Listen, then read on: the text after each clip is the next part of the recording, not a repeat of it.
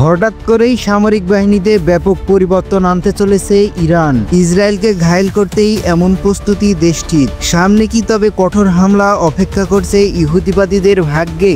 জানা গেছে ইরানের পার্লামেন্টে ইসরায়েলকে প্রকাশ্যে প্রতিহত করার ঘোষণা দিয়েছে দেশটির নিরাপত্তা ও পররাষ্ট্রনীতি বিষয়ক কমিটি। ইরানের কাছে এখন একটাই পথ, দেশটির সামরিক বাহিনীকে ঢেলে সাজানো, আর সেই লক্ষ্যেই অগ্রসর হচ্ছে তেহরান।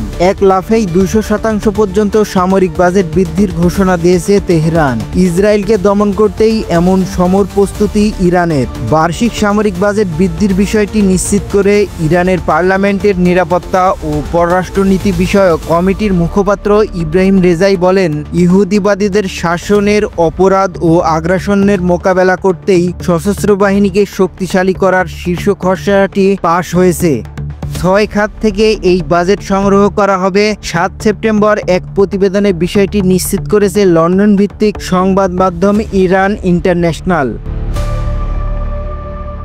গত বছর সামরিক বাহিনীকে শক্তিশালী করতে প্রায় 15.7 বিলিয়ন ডলারের বাজেট ঘোষণা করে ইরানের পার্লামেন্ট। তবে ইসরায়েলের বিরুদ্ধে সাম্প্রতিক যুদ্ধে নিজেদের প্রতিরক্ষা বাহিনীগুলোর সক্ষমতার কিছুটা হ্রাস পাওয়ায় এবার সেই ক্ষতিপূরণ করার মাত্রা ঠিক করল তেহরান।